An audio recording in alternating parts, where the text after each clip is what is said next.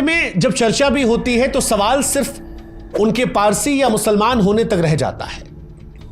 आज इस कहानी में फिरोज की किताब के हर पन्नों को हम पलटेंगे, लेकिन इससे पहले कि फिरोज के बारे में हम आपको बताएं, हम आपसे गुजारिश करेंगे कि आप भी हमारे साथ जुड़िए, व्हाट्सएप पर जुड़कर हमारी ताकत बनिए, ताकि ऐसे किस्से कहानियां जब हम लाएं तो वो आप तक आसानी से पहुंच जाए। व्हाट्सएप का लिंक हमने डिस्क्रिप्शन में और कमेंट सेक्शन में दे रखा है। शुरुआत करते हैं फिरोज की। 1912 की एक गर्म सितंबर की सुबह बॉम्बे के एक साधारण पारसी परिवार में एक बच्चे का जन्म होता है। उसका नाम रखा जाता है फिरोज जहांगीर गांधी। उनके पिता जहांगीर फरदौस गांधी एक मरीन इंजीनियर थे। मां रतिमाई गांधी एक समर्पित गृहिणी। पिता की मौत के बाद फिरोज अपनी मां के साथ साल 1915 में तब के इलाहाबाद और अब के प्रयागराज में आ जाते हैं। उनके जन्म के साथ ही एक सवाल पैदा होता है कि फिरोज पारसी हैं या कुछ और। फिरोज मुसलमान थे, यह भ्रांति आज भी सोशल मीडिया पर भटकती रहती है।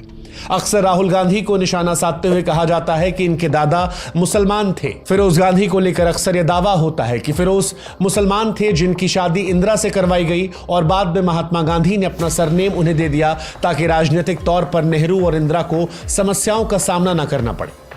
लेकिन स्वीडन लेखक बर्टिल फ्रॉग अपनी किताब फिरोज द फॉरगॉटन गांधी में इस बात का जिक्र करते हैं कि फिरोज का सरनेम गांधी था, अखबारों की गलती की वजह से वो गांधी हो गया। कुछ इतिहासकार ये भी मानते हैं कि फिरोज ने महात्मा गांधी से प्रेरित होकर यह नाम आजादी की लड़ाई में अपना लिया था।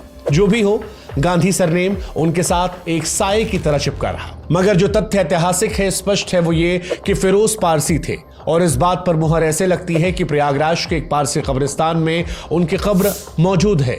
यह कब्र प्रयागराज के ममफोर्डगंज इलाके में है। फिरोज पारसी थे जो स्वतंत्रता संग्राम की आग में कम उम्र में कूद पड़े थे। 1920 के दशक के अंत तक फिरोज एक जोशीले युवा कार्यकर्ता बन गए थे।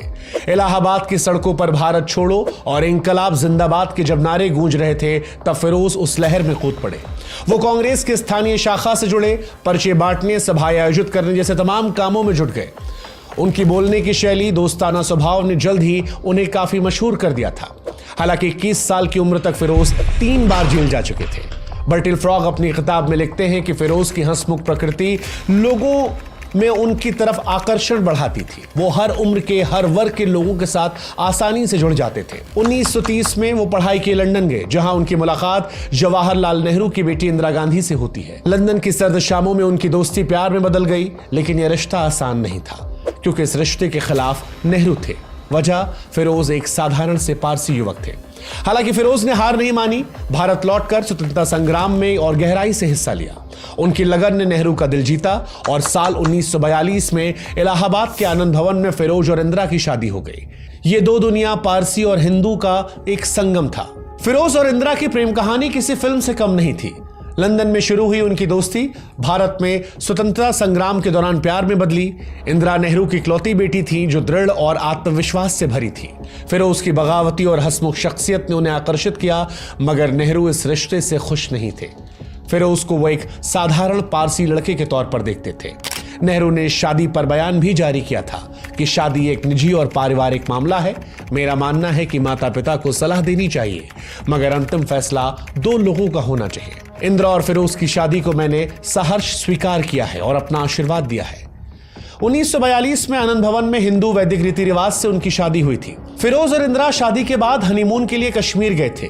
एक किस्सा बड़ा मशहूर है, जब इंदिरा गांधी ने अपने पिता को तार भेजा और यह लिखा कि काश इस गर्मी में हम आपको कश्मीर से ठंडी हवाएं भेज पाते। नेहरू जवाब देते, थैंक्स, लेकिन तुम्हारे पास वो इलाहाबाद के मीठे आम नहीं है। फिरोज और इंदिरा की शादी शुरुआत में खूबसूरत सपने की तरह थी।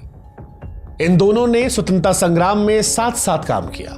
उनके 2 बेटे राजीव और संजय उनके जीवन में खुशियां लाते हैं।